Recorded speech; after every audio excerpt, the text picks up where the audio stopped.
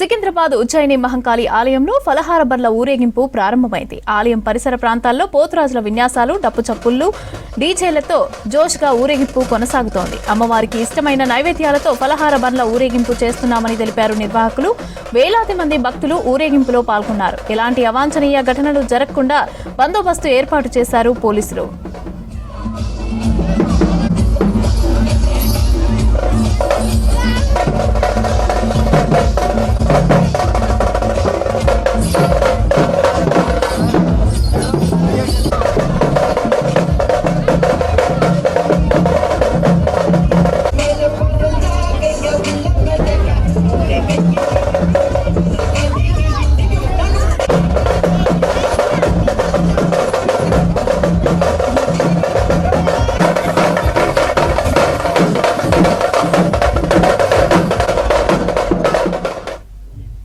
ఫలహార బండ్ల ఊరేగింపుపై మరింత సమాచారం అజయ్ అందిస్తారు.